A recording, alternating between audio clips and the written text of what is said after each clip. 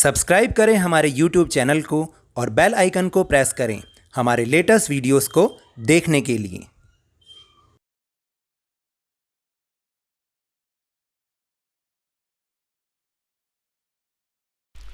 Hello and welcome to Lavneesh sir की class. आज की ये शिक्षा निदेशालय राष्ट्रीय राजधानी क्षेत्र दिल्ली की वर्कशीट नंबर 36 जो कि क्लास 9th के स्टूडेंट्स के लिए है, यह ली गई है सामाजिक विज्ञान के अर्थशास्त्र विषय से और जिसमें हम समझने की कोशिश कर रहे हैं पाठ नंबर 3 निर्धनता एक चुनौती को। आज की इस वर्कशीट में हम इस पाठ का भाग 3 समझने का प्रयास करेंगे। और आपको तो पता है ना कि पिछली जो वर्कशीट्स आई, इससे पहले की जो 2 वर्कशीट्स थी वो भी इसी पाठ से ही जुड़ी हुई वर्कशीट थी और उसमें हमने ये भी पढ़ा था कि निर्धनता का क्या अर्थ होता है, निर्धनता के प्रकार कैसे कैसे होते हैं, कौन कौन लोग निर्धन होते माने जाते हैं, असुरक्षित समूह कौन से होते हैं और फिर निर्धनता की क्या कारण है। इसी तरह हमने निर्धनता रेखा का निर्धारण भी पढ़ा और ये भी पढ़ा कि निर्धनता के कारणों में ब्रिटिश औपनिवेशिक नीतियां एक ऐतिहासिक कारण रही निर्धनता का। तो आज हम इस वर्कशीट में ये पढ़ने जा रहे हैं कि सरकार इस निर्धनता को किस प्रकार से खत्म करने में लगी हुई है। तो चलिए शुरुआत करते हैं मेरे साथ और समझने की कोशिश करते हैं। निर्धनता को समाप्त करना भारत की विकास रणनीति का एक प्रमुख उद्देश्य रहा है। सरकार द्वारा इसके लिए 2 प्रकार के उपाय या कार्यक्रम चलाए जा रहे हैं। तो देखा आपने कि किस तरह सरकार इसके लिए 2 प्रकार के उपाय या कार्यक्रम चला रही है। जैसे पहला तो है आर्थिक समृद्धि को प्रोत्साहन, यानी आर्थिक समृद्धि बढ़े इसके लिए बहुत सारे विकास के कार्य किए जा रहे हैं। फिर दूसरा है लक्षित निर्धनता निरोधी कार्यक्रम।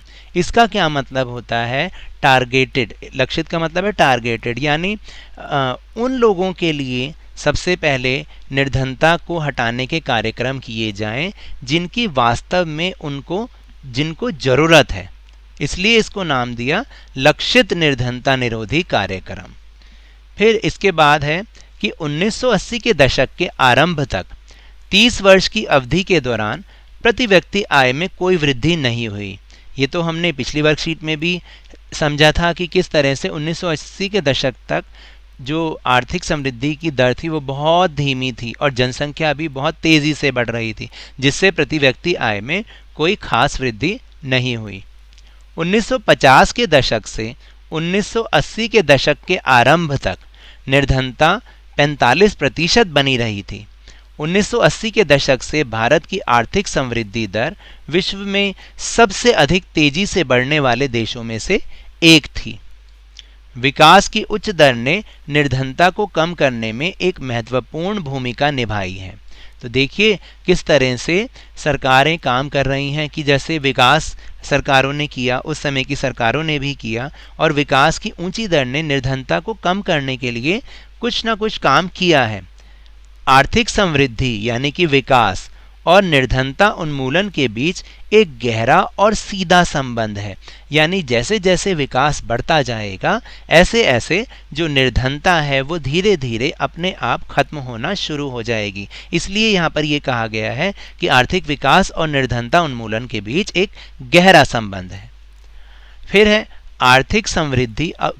ऐसा क्यों है, मतलब क्यों ऐसा इनके बीच में सीधा संबंध है? क्योंकि आर्थिक समृद्धि अवसरों को व्यापक बना देती है, यानी व्यक्ति के लिए अवसरों की भरमार पैदा कर देती है और मानव विकास में निवेश के लिए आवश्यक संसाधन भी उपलब्ध कराती है। यानी कि जैसे जैसे आर्थिक समृद्धि होगी बहुत ज़्यादा अवसर हमारे सामने उपलब्ध होंगे और साथ साथ उसमें मानव विकास में निवेश करने के लिए भी जो जरूरी संसाधन है। मानव विकास में निवेश का मतलब है जैसे शिक्षा में निवेश, स्वास्थ्य में निवेश और प्रशिक्षण में निवेश। तो उसके लिए जो आवश्यक संसाधन हैं वो भी आर्थिक समृद्धि कराती है। यह शिक्षा में निवेश के द्वारा अधिक आर्थिक प्रतिफल पाने की आशा में लोगों को अपने बच्चों को स्कूल भेजने के लिए भी प्रोत्साहित करती है। यानी जैसे जैसे आर्थिक समृद्धि बढ़ेगी तो ऐसे ऐसे क्या होगा कि लोग शिक्षा में निवेश के द्वारा अधिक आर्थिक प्रतिफल पाने की आशा में क्या करेंगे कि लोग अपने बच्चों को स्कूल भी भेजेंगे और प्रोत्साहित होंगे, क्योंकि ये तो एक ऐसा निवेश है कि जब हम इसको करते हैं तो जितना हम निवेश करते हैं तो इससे हमें कई गुना ज़्यादा प्रतिफल मिलता है। फिर इसके बाद बात करते हैं जो मैंने दूसरा आपको बताया था, लक्षित निर्धनता निरोधी कार्यक्रम। यानी ऐसे लोगों को जिनको इसकी खास ज़रूरत है उनके लिए सरकार ने क्या क्या कार्यक्रम चलाए हैं, और ये बहुत ही इम्पॉर्टेंट प्रश्न है जो कि अक्सर आपके पेपर में आता है। तो जो पहला कार्यक्रम है बहुत ही ज़्यादा इम्पॉर्टेंट है, उसका नाम है महात्मा गांधी राष्ट्रीय ग्रामीण रोजगार अधिनियम 2005, जिसको हम शॉर्ट फॉर्म में मनरेगा भी कहते हैं। मनरेगा का उद्देश्य ग्रामीण क्षेत्रों में आजीविका सुरक्षित करने के लिए हर घर के लिए मजदूरी रोजगार कम से कम 100 दिनों के लिए उपलब्ध कराना है। देखिए, एक बहुत महत्वपूर्ण और महत्वाकांक्षी योजना है सरकार की, जिसे कि 2005 में लागू किया गया, और इसका पूरा नाम महात्मा गांधी राष्ट्रीय ग्रामीण रोजगार अधिनियम 2005 रखा गया, यानी कि मनरेगा। इसका जो प्रमुख उद्देश्य है वो यही है कि ग्रामीण क्षेत्रों में आजीविका सुरक्षित रहे, लोगों को काम धंधा मिलता रहे, इसलिए मजदूरी या रोजगार को कम से कम हर परिवार के लिए 100 दिनों के लिए उपलब्ध कराना, ये इस योजना का प्रमुख उद्देश्य है। इसका उद्देश्य सतत विकास में मदद करने के साथ सूखा, वन कटाई एवं मिट्टी के कटाव जैसी समस्याओं से बचने के उपाय आदि भी है। यानी न केवल विकास, सतत विकास करना इस योजना का उद्देश्य है, बल्कि गांवों में जैसे सूखा पड़ जाता है या वनों की कटाई से बहुत ज़्यादा मुसीबतें झेलनी पड़ती हैं या मिट्टी का कटाव, मृदा अपरदन हो जाता है, ऐसी समस्याओं से बचने के उपाय भी ये जो योजना है वो करवाती है। मनरेगा योजना के तहत 1/3 रोजगार महिलाओं के लिए सुरक्षित किया गया है। इसमें महिलाओं की बात भी की गई है कि 1/3 महिलाओं के लिए रोजगार सुरक्षित, जितने भी रोजगार होंगे उसमें से 1/3 महिलाओं के लिए आरक्षित होंगे। मार्च 2018 में विभिन्न राज्यों में अकुशल श्रमिकों के लिए मजदूरी दर संशोधित कर रुपये 168 से लेकर 281 प्रतिदिन तय की गई। यानी कि अब सरकार धीरे धीरे उपाय कर रही है कि मार्च 2018 में क्या किया गया, जो अकुशल श्रमिक है यानी जिन्हें कोई टेक्निकल वर्क नहीं आता, कोई तकनीकी काम नहीं आता, उनकी मजदूरी दर को चेंज करके 168 से 281 रुपये प्रतिदिन तक किया गया। इसके लिए केंद्र सरकार और राज्य सरकारें रोजगार गारंटी कोष की स्थापना करेंगी, और ये भी इसमें जो है एक प्रस्ताव रखा गया कि केंद्र सरकार और राज्य सरकार दोनों रोजगार गारंटी कोष की स्थापना करेंगी। कार्यक्रम के अंतर्गत अगर आवेदक को 15 दिन के अंदर रोजगार उपलब्ध नहीं कराया गया तो वह दैनिक बेरोजगारी भत्ते का भी हकदार होगा। ये सबसे अच्छी बात की गई कि अगर सरकार इस कार्यक्रम के तहत किसी भी आवेदक को जिसने अप्लाई किया है 15 दिन के भीतर अगर रोजगार नहीं उपलब्ध करवा पाती तो वो दैनिक आधार पर बेरोजगारी भत्ते का हकदार होगा, यानी सरकार उसको बेरोजगारी भत्ता देगी। जो इसके बाद अन्य योजना है वह है राष्ट्रीय काम के बदले अनाज कार्यक्रम। यह उन सभी ग्रामीण निर्धनों के लिए है जिन्हें मजदूरी पर रोजगार की आवश्यकता है और जो अकुशल शारीरिक काम करने के भी इच्छुक हैं। यानी एक और योजना जिसमें काम के बदले अनाज मिलता है, और ये उन सभी गरीबों के लिए है जिन्हें रोजगार की ज़रूरत है और जो अकुशल का मतलब है कि कुछ करना नहीं जानते, जैसे मजदूरी है, बोझा ढोना है, इस तरीके का जो काम होता है वो इसमें करवाया जाता है, जैसे बिल्डिंग बनाने के लिए मजदूर आदि की ज़रूरत होना, इस तरीके से। फिर अगला कार्यक्रम है कि 1993 में शुरू की गई प्रधानमंत्री रोजगार योजना का उद्देश्य ग्रामीण क्षेत्रों और छोटे शहरों में शिक्षित बेरोजगार युवाओं के लिए स्वरोजगार के अवसर उत्पन्न कराना है। उन्हें लघु व्यवसाय और उद्योग स्थापित करने में सहायता दी जाती है। यानी एक और कार्यक्रम की शुरुआत की गई जिसमें खास तौर से जो छोटे शहर और ग्रामीण क्षेत्रों में जो शिक्षित बेरोजगार हैं, ये समस्या बहुत है हमारे यहाँ पर कि बच्चे पढ़ लिख जाते हैं लेकिन उन्हें कोई रोज़गार नहीं मिलता। तो ऐसे बेरोज़गार युवाओं के लिए स्वरोज़गार यानी खुद का काम करने के अवसर उत्पन्न कराना है इस योजना का प्रमुख उद्देश्य। किसका? प्रधानमंत्री रोज़गार योजना का। और उन्हें वो लघु व्यवसाय यानी छोटे मोटे व्यवसाय और उद्योग स्थापित करने में सहायता भी देते हैं। फिर 1995 में शुरू किए गए ग्रामीण रोजगार सृजन कार्यक्रम का उद्देश्य ग्रामीण क्षेत्रों और छोटे क्षेत्रों में स्वरोजगार के अवसर सृजित करना है। यानी कि एक और कार्यक्रम जो 1995 में शुरू किया गया, ग्रामीण रोजगार सृजन कार्यक्रम, यानी गांवों में रहते हुए गांव के क्षेत्रों में और छोटे शहरों में स्वरोजगार के अवसर को और बढ़ाना। जो अगला कार्यक्रम है वो है स्वर्ण जयंती ग्राम स्वरोजगार योजना का आरंभ 1999 में किया गया और इस कार्यक्रम का उद्देश्य सहायता प्राप्त निर्धन परिवारों को स्व सहायता समूहों में संगठित कर बैंक ऋण और सरकारी सहायकी के संयोजन द्वारा निर्धनता रेखा से ऊपर लाना है।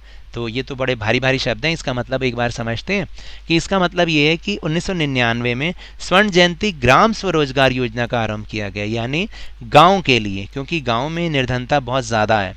तो वहाँ पर भी जो सहायता प्राप्त निर्धन परिवार होते हैं उनको स्वयं सहायता समूह में पहले संगठित किया जाता है और फिर बैंक उन्हें बहुत आराम से, बहुत ईजीली उनको लोन दे देता है। तो इसके द्वारा क्या किया जाता है कि उन्हें इतना लोन दिया जाता है ताकि वो खुद का कोई काम कर सकें और निर्धनता रेखा से ऊपर आ सकें।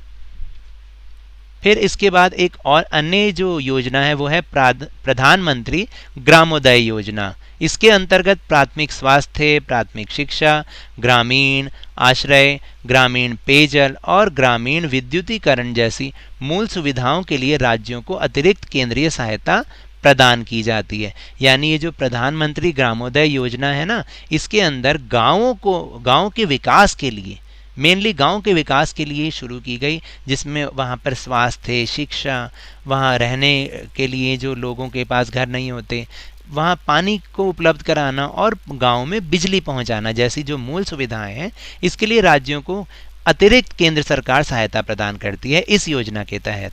और फिर एक अन्य योजना है अंत्योदय अन्न योजना, अत्यंत निर्धनों के लिए चलाई गई योजना, यानी जो निर्धनों में भी अत्यंत निर्धन है उनके लिए अंत्योदय अन्न योजना चलाई गई, जिसमें अन्न उनको उपलब्ध करवाया जाता है। और पेपर में ये 1 मार्क का क्वेश्चन भी अक्सर आता है, पेपर में लिखा होता है AAY, इसकी फुल फॉर्म लिखिए। तो इसका मतलब है बच्चे अंत्योदय अन्न योजना। इसके बाद अब हम बात करेंगे भावी चुनौतियों की, यानी ये निर्धनता तो एक बहुत बड़ी चुनौती है ही है, लेकिन भावी चुनौतियां यानी आगे आने वाले समय में जो कि हमारे लिए चुनौतियां और बढ़ सकती हैं, वो कौन कौन सी हैं। भावी चुनौतियां, भारत में निर्धनता में निश्चित रूप से गिरावट आई है, ऐसा नहीं कि नहीं आई है, लेकिन प्रगति के बावजूद निर्धनता उन्मूलन भारत की एक सबसे बाध्यकारी चुनौती है। ग्रामीण और शहरी क्षेत्रों में विभिन्न राज्यों में निर्धनता में व्यापक असमानता है। यानी आप देखेंगे तो ग्रामीण और शहरी क्षेत्रों में भी जो निर्धनता में असमानता ही कहीं बहुत ज़्यादा है, कहीं बिल्कुल कम है, कहीं है ही नहीं किसी किसी जगह पर। तो देश में निर्धनता की समाप्ति का कार्य उच्च आर्थिक समृद्धि, सभी के लिए निःशुल्क प्राथमिक शिक्षा, जनसंख्या वृद्धि में गिरावट, महिलाओं और समाज के आर्थिक रूप से कमज़ोर वर्गों के बढ़ते सशक्तिकरण के द्वारा ही संभव हो सकेगा। यानी ये कुछ उपाय हैं जिनके कारण हमारे देश से निर्धनता की समाप्ति हो सकती है, जैसे कि उच्च आर्थिक समृद्धि करना, यानी आर्थिक समृद्धि की दर बढ़ाना, या फिर निःशुल्क प्राथमिक शिक्षा लोगों को देना, ज़्यादा से ज़्यादा लोगों तक प्राथमिक शिक्षा को पहुंचाना, जनसंख्या वृद्धि में गिरावट करना। ये सबसे बड़ी समस्या है जनसंख्या वृद्धि।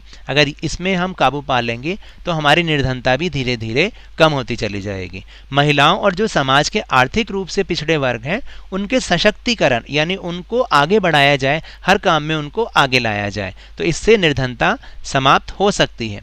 निर्धनता का अर्थ जीवन निर्वाह के न्यूनतम स्तर की अपेक्षा उचित स्तर के रूप में हो, यानी केवल यही ना हो कि हमें केवल रोटी कपड़ा और मकान ही जुटाना है, इसके अलावा भी जो बहुत सारी जीवन की आवश्यकताएं हैं उन्हें भी हम पूरा करके अपने जीवन के स्तर को ऊंचा उठा सकें।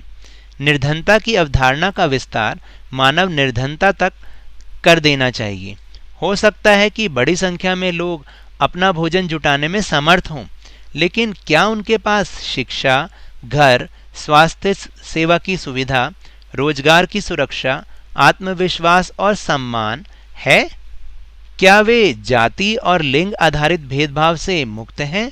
विकास के साथ निर्धनता की परिभाषा भी बदलती है, इसलिए निर्धनता उन्मूलन हमेशा एक गतिशील लक्ष्य है।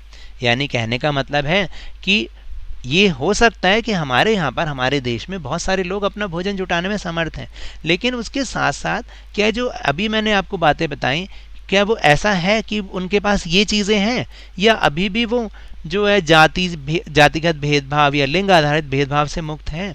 तो इसलिए कहते हैं कि विकास के साथ निर्धनता की परिभाषा भी बदलती है। तो सभी को सम्मान के साथ स्वास्थ्य सेवा, शिक्षा और रोजगार सुरक्षा उपलब्ध कराना, लैंगिक समानता आदि जैसी बड़ी चुनौतियां ही हमारे भावी लक्ष्य होंगे। यानी निर्धनता तो है ही है, एक बहुत बड़ी समस्या है, लेकिन इसके साथ साथ जो आवश्यकताएं हैं वो भी तो हमारे पास नहीं है। तो ये भी हमारे सामने समस्याएं बनकर पैदा हो सकती हैं, और इन्हीं चुनौतियों को दूर करना ही हमारा लक्ष्य होना चाहिए। तो चलिए अब चलते हैं अपने प्रश्नोत्तर की ओर। पहला प्रश्न है, निर्धनता दूर करने के लिए सरकार द्वारा किन 2 प्रकारों के उपाय निर्धारित किए जा रहे हैं?